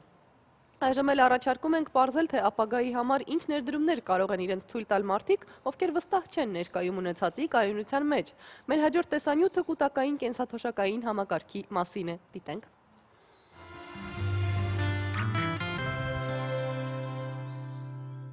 Գնաճ, գազի եւ էլեկտրաէներգիայի սակագնի բարձրացում, այլապրանքների ու ծառայությունների թանկացում եւ այս ամենը անփոփոխ աշխատավարձերի ու ցածր կենսաթոշակների ֆոնին եկել է բարեփոխումների ժամանակը։ Եկան վաղուց սպասած բարեփոխումները ճիշտ թե սխալ հասցեով դեռ ոչ ոք չի հասկանում։ Եկան բարեփոխելու կենսաթոշակային համակարգը, հանուն մեր ապահով ապագայի, հանուն ապագա բարձր կենսաթոշակների։ Կառավարությունը հարկերը կրկին չբարձրացնելու համար առանց այն էլ բարձր հարկերին ավելացրեց եւս նվազագույնը 5% պահում։ Կվերադարձնենք այդ տոկոսները, պնդում են նրանք, երբ դառնանք թոշակառու։ Դեմ կողմ կենսաթոշակային համակարգը ներդրվեց։ Ինչ, ինչպես, երբ, ով, ինչքան, առաջացան բազմաթիվ հարցեր, որոնց պատասխանները բոլորի համար չէ, որ պարզ են։ Ինչ? Նոր կենսաթոշակ։ Փորձենք ներկայացնել բոլոր կետերը պարզեցված եւ մատչելի։ Դեռ 2010 թվականի հուլիսին Հայաստանը հայտարարեց կենսաթոշակային բարեփոխումների մեկնարկի մասին։ 2011 թվականի սկզբից երկրի բոլոր աշխատող քաղաքացիները կարող էին իրենց ցանկությամբ գործող համակարգից անցնել կուտակայինի։ Սեփական կամքով Հայաստանի Հանրապետության քաղաքացիներից ոչ ոք չցանկացավ եւ այն դարձավ պարտադիր։ 2014 թվականի հունվարի 1-ից Հայաստանը պետք է անցներ պարտադիր կուտակային համակարգի, սակայն քաղաքացիների մի զգալի հատվածը կրկին դեմ էր։ 500,000 դրամ աշխատավարձի դեպքում անձը պետք է կատարի կուտակային վճար իր աշխատավարձի 5%-ի չափով եւ համապատասխան հատկացում եւս նույն չափով ինչքան որ ինքը վճարում է, կատարում է պետությունը։ Եթե անձի աշխատավարձը գերազանցում է 500,000 դրամը, ապա անձը վճարում է այնքան գումար, որպեսզի գումարելով պետության կողմից հատկացվող 25,000 դրամը, որտեղ դրանից ավելի պետությունը չի վճարում, առավելովին 25,000 դրամ, իր վճարած գումարը եւ գումարած 25,000 դրամը կազմի իր աշխատավարձի 10%-ը, սոցիալական վճարի վճարողներ համարվում են 1974 թվականի հունվարի 1-ի եւ դրանից հետո ծնված անձինք, Հայաստանի Հանրապետության զինված ուժերի, ոստիկանության, ազգային անվտանգության, դատական ակտերի հարկադիր կատարողներին, ովքեր ուրիշ համակարգով են նրանց կենսաթոշակային պայմանները գործում եւ վճար կատարելու անհրաժեշտություն բնականաբար չունեն։ Մի օր շուտ ծնվեիր, սրանից պրծնելու եք։ Կուտակած գումարներով ձևավորվում է կենսաթոշակային հիմնադրամ։ Կենտրոնական բանկի կողմից լիցենզավորված եւ վերահսկող իրավաբանական անձինք ֆինանսական կազմակերպությունները սկսում են կառավարել շրջանառության մեջ դնել այդ գումարները։ Կենսաթոշակային ֆոնդերի 3 տեսակ գոյություն ունի, որոնցից մեկը կարող է ընտրել քո ցանկությամբ՝ կայուն եկամտային, պահպանողական եւ հավասարակշռված։ Դայմս օրենքը միանշանակ պարտադիր է բոլորի համար, ուղղակի որոշակի խումբ անձանց համար օրենքի գործողությունը սկսվելու է 2017 թվականի հուլիսի 1-ից։ Օրենքի փոփոխությունների հետ կապված երբ որ անհրաժեշտություն առաջացավ,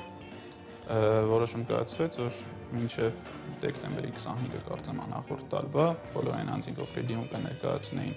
հրաժարվելու մասին, չեն վճարում մինչև 2017 թվականը։ Հիմա հնարավորություն չկա գրելու, որոշակի առանձնահատկություններ կան այն անձանց համար, ում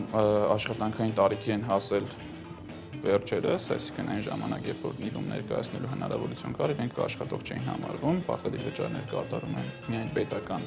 ոլորտի աշխատողները։ Կրկնապատկում ես դու, կրկնապատկում է պետությունը, շահում ես դու, շահում է պետությունը, պնդում է գովազդը, սակայն բոլորիս մոտ մնում է կայուն մտավախությունը, հանկարծ չհիասթափվել, երբ տոնենք ծննդյան 63-րդ տարին։ Իրիկ Սարգսյան, Արթուր Մկրտչյան, Առավոտը Շանթ։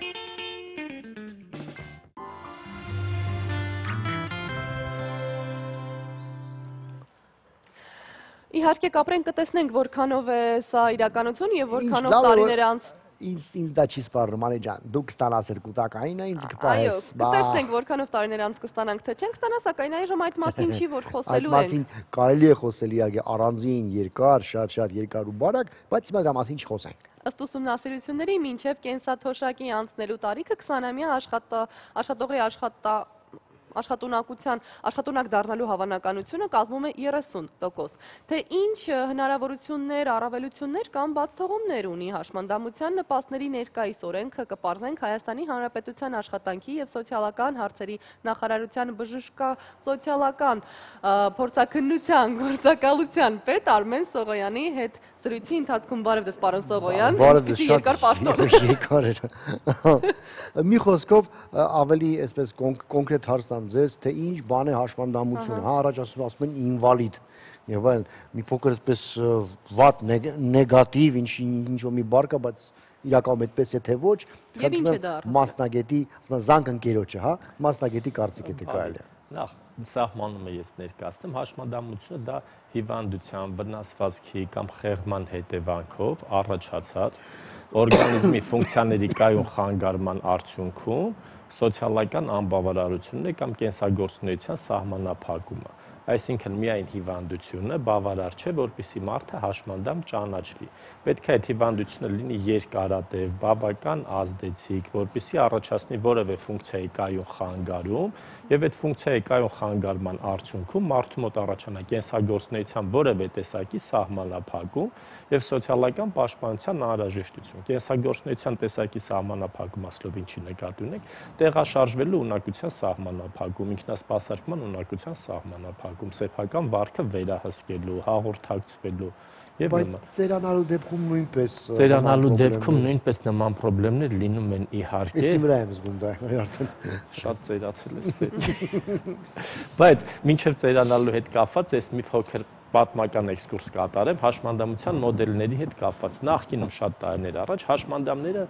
մարդկանց մոտ խղճահարություն էին առաջացնում, այսինքն այդ ժամանակ գործում էր խղճահարության կամ բարեգործական մոդելը, վայ ինչ մեղք է, ինքը դժբախտ է, եկեք իրան փող տանք, տանենք ինչ-որ միտեղ մեկուսացնենք, պահենք, մեր աչքին չերևա, ողորմելի մարդիկ են իրանք, նման վատ վերաբերմունք կար, որը միգուցե այդ ժամանակ արդարացված էր, բայց այսօր ով կարա մեկը փորձի մեկին այդ տեսակի վերաբերմունք ցուցաբերի, հետո փոխվեց ժամանակի ընթացքում, դարձավ բժշկական մոդելը, այսինքն մարդը հաշմանդամություն ունի հիվանդը, իրան պետքա բուժել, լավացնել, եթե չի կարող լավանա, արդեն հետ են գնում են հին մոդելին, մեղքա իրան փորձենք մի ձևի իր համար ինչ-որ պայմաններ ապահովենք, հետո եկավ սոցիալական մոդելը եւ հետո արդեն իրավունքների վրա հիմնված մոդելը կամ ֆունկցիաների միջազգային դասակարգման վրա հիմնված մոդելը, որ ասում եք մի հատ իրան հարցնենք, էլ իրան ինչա պետք եւ իր համար պայման ապահովենք, ոչ թե ասենք ինքը մեղքա թող գնա մի կողմ իր նմանների հետ շփվի,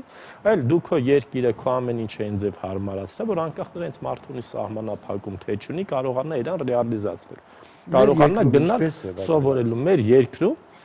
ահագին տեղաշարժ կա, բայց շատ հեռու է դեռ բավարար լինելուց։ Այսօր մեր շենքերի ճնշող մեծամասնությունը հարմարեցված չեն թեկուզ սայլակով մարդու համար։ Մեր փողոցները հարմարացված չեն։ Սայլակի համար էլ հարմարացված։ Շատ ճիշտ եք ասում, ես իմ երեխաներին, որ հանում եմ Մանտալու Կոմիտաս ավելի կենտրոնական հազիվ տեղեր կան, դժվար է անցնում։ Բայց կարևորը որ գործընթացը սկսվել է, եթե հիշում եք մի 10-15 տարի առաջ սկսվեց այդ փողոցների անցումների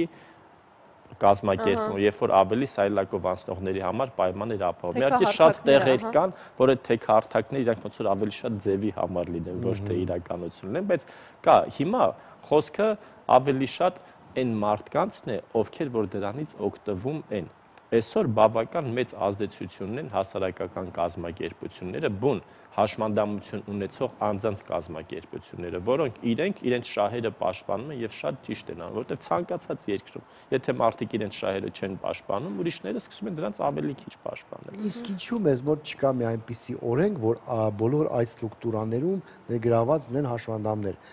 նաեւ ասենք ինչու ոչ ազգային ժողովում։ Ուրեմն կա օրենք արդեն, որը ուժի մեջ է մտել, որ ցանկացած կազմակերպություն, ցանկացած գործատու իր աշխատողների որոշակի տոկոսը պետքա լինեն հաշմանդամություն ունեցող անձիկ, արդեն կա, եւ եթե չունենալ դեպքում ենթարկվում է ֆինանսական պատասխանատվության։ Այսինքն ֆինանսապես մարդիկ շահագրգռված են լինում, պայման ապահովել, որպեսզի հաշմանդամություն ունեցող անձինք աշխատեն իրանց մոտ։ Բացի դա, կա նաեւ համապատասխան կառավարության որոշումներ, որտեղ գործատուն պարտավորվում է հարմարացնել եւ պետությունն էլ օգնում է գործատուին աշխատավայրը ապահովել, հարմարացնել հաշմանդամություն ունեցող անձի համար։ Այսինքն արդեն բավական մեծ առաջընթաց այս ուղղությամբ կա։ Հիմա պետքա բոլորս միասին եւ գործատուները եւ հաշմանդամություն ունեցող անձինք եւ այլ շահագրգիռ մարդիկ սկսենք այդ ուղղությամբ աշխատել։ Այսինքն որպես պետական պաշտոնյաներ մենք բարձր պետք է աշխատենք, բայց ցանկացած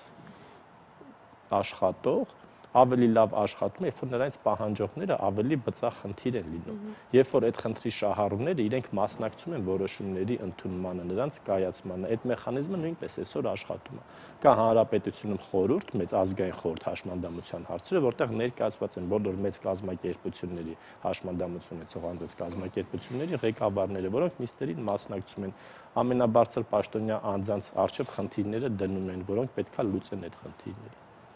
Դուք նշեցիք, պարոն Սողյան,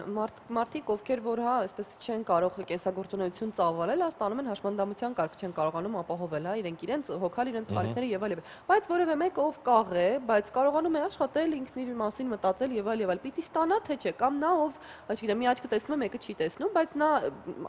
կենսագործունեություն չի խանգարում իրեն լիարժեք մարդ լինելու։ Նա ստանում է թե ոչ, ինչու այո, ինչու ոչ։ Ուրեմն կա հստակ չափորոշիչներ, որոնց դեպքում առկա է հաշմանդամություն, առկա չէ եւ առկա է առաջի խմբի, երկրորդ խմբի եւ երրորդ խմբի հաշմանդամություն։ Առաջի խմբի հաշմանդամությունը սահմանում է, երբ որ մարդը ինքնուրույն կենսագործունեության որևէ տեսակը չի կարող ռեալիզացնել, չի կարողանում ինքնուրույն տեղաշարժվի առանց կողմնակի օգնության։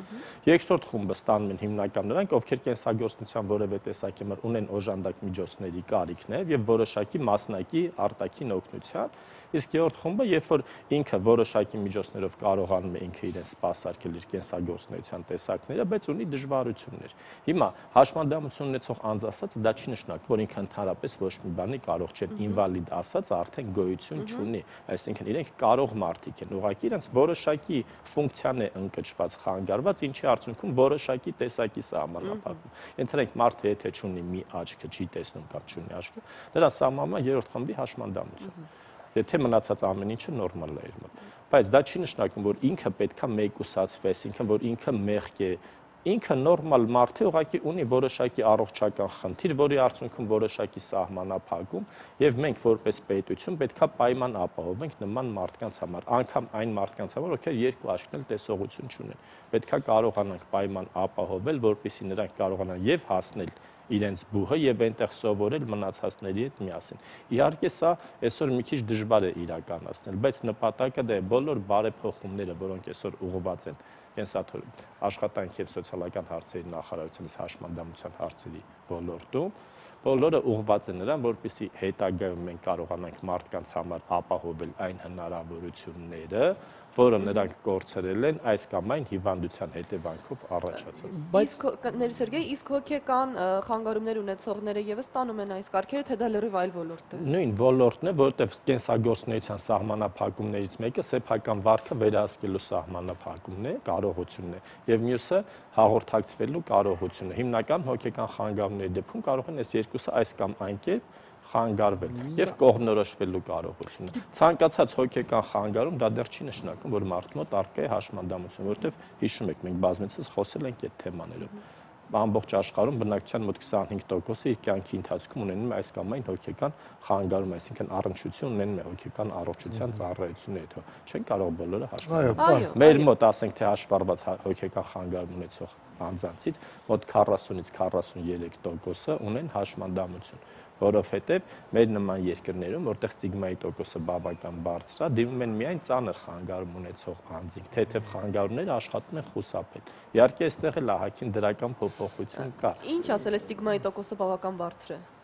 Այսինքն, երբ որ մարդը ամաչում է, որ ինքը ունի հոգեկան խանգարում կամ իր հարազատը ունի։ Բայց մեր հետազոտությունները ցույց են տվել, որ անգամ 2 տարվա մեջ այդ ստիգմայի տոկոսը բավական իջել է, այսինքն մեր հասարակությունը գնալով ավելի տոլերանտ է դառնում այն մարդկանց նկատմամբ, ովքեր իր նման չեն։ Նախկինում տոտալիտար հասարակություններում ով նման չի մեզ, իրան պետքա մեկուսացնել, լավագույն դեպքում պահել միտեղ։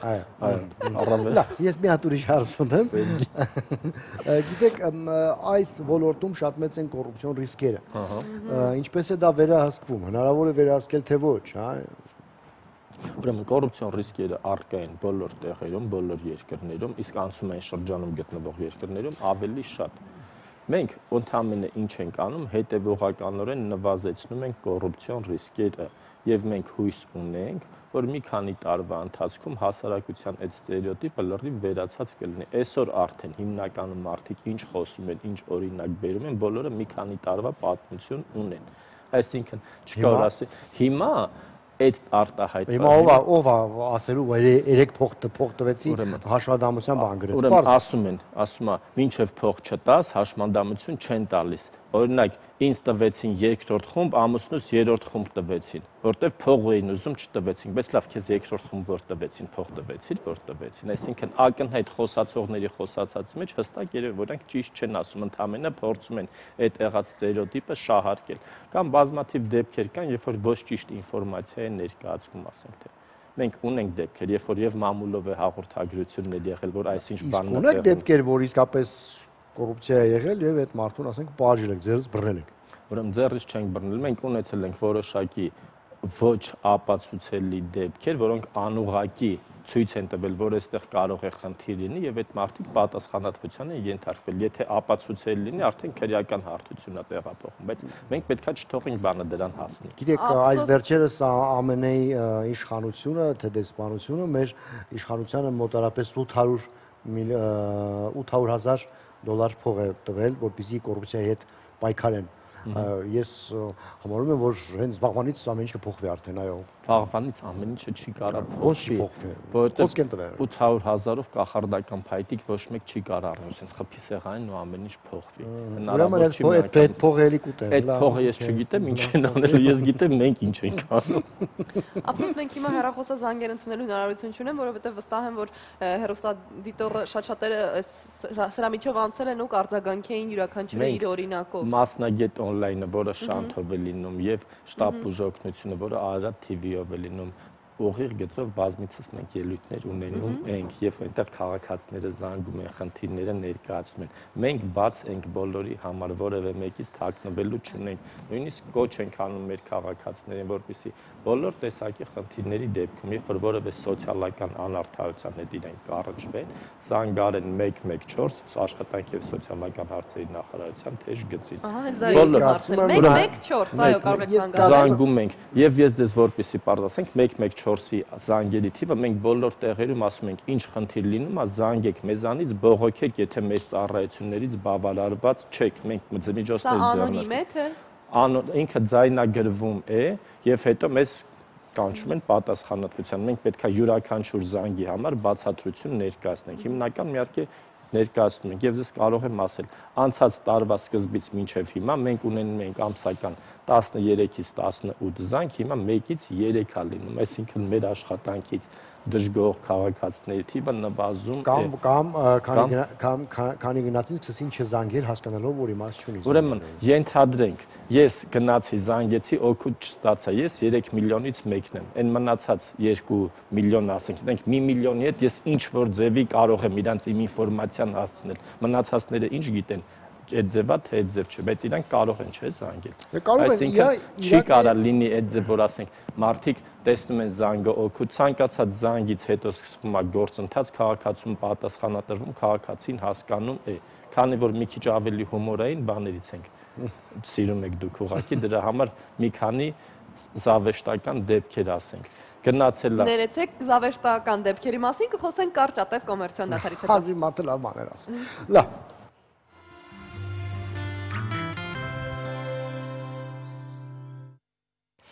Հիշեցնեմ, որ մենք խոսում ենք Հայաստանի Հանրապետության աշխատանքի եւ սոցիալական հարցերի նախարարության բժշկասոցիալական փորձաքննության գործակալության պետ Արմեն Սողոյանի հետ եւ դուք մեզ այս պահին ուզում եք զավեշտալի բաներ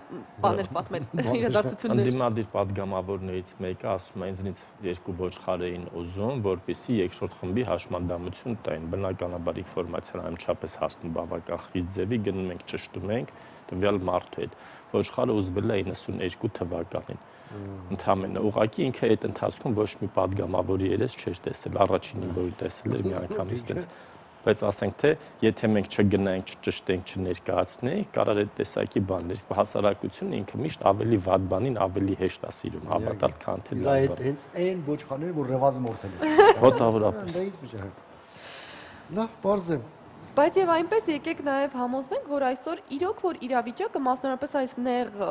ոլորտներում, որոնք որ նեղ մասնագիտական ոլորտներում, իրոք որ կոռուպցիոն ռիսկերը շատ մեծ են։ Այ նման բաներ հանդիպելու դեպքում նման ցանկացած հանդիպելու դեպքում զանգում ենք 114, հիմա կենսաթոշակից էինք խոսում, կենսաթոշակային համակարգը ամբողջովին թվայնացված է։ Այնտեղ ամեն ինչը թափանցիկ է, այսինքն ցանկացած քաղաքացի, որ գալիս է դիմումը գրում է, դիմումը միանգամից on-line մուտքագրում եւ ցանկացած ղեկավար կարող է տեսնել այդ դիմումը եւ ինչա լինում դիմումի ընթացքի հետ։ Մեկ, երկրորդը հիմա մեր բժշկասոցիալական փորձաքննության ոլորտում նույնպես հիմա այս տարի սկսելու ենք պիլոտը անել ամբողջությամբ թվայնացնելու եւ հույս ունենք 17 թվականից էլի ամբողջ գործը կթվայնացվի։ Ինչա նշանակում թվայնացնել։ Նշանակում է, որ գործը միանգամից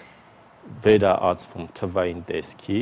եւ հասանելի է լինում ղեկավարության համար։ Այսինքն, եթե ինչ-որ մեկը ուզում էր մեկից ինչ-որ փող վերցնել, ենթադրենք եւ իրան սխալ ձևի իրան հաշմանդամություն սահմանել, չէ՞, ասենք թե հիմա ինքը հստակ իր ամբողջ գրածը ոչ թե ինչ-որ թղթի վրա գրված մնում է ինչ-որ պահարանում, որը երբ կստուգեն, երբ կանեն, ոչ մեկ չգիտի, այլ ժամանակի ցանկացած բայի հենց այդ բային հնարավոր է վերցնել, նայել, սա քայլերից մեկն է, որը արվում է։ Երկրորդը բավական այլ մեթոդներ կան, սկսած ռոտացիայից, այսինքն երբ որ մարդուն չես թողում մի տեղում երկար մնա, անդադ տեղափոխում ես, որպեսզի այդ հարմարողականության ձեռքբերումը չլինի։ Վերջացրած լայն քարոզչական աշխատանք, այսինքն մասնագետին, այսինքն մարդուն հանձնաժողովները տեղափոխվում են ռոտացիային ենթարկվում։ Վերջացրած, որ մենք բավական մեծ քարոզչական աշխատանք ենք անում, այսինքն ցանկացած հաղորդումով պատրաստ է մեզ լուսաբանել, գալիս ենք եւ ներկայացնում ենք, որտեղ քաղաքացիներին կոչ ենք անում, որ նման խնդիրներ չկան, բոլոր հարցերով դիմեք եւ մենք ձեզ օգտակար կլինենք, բայց միևնույն ժամանակ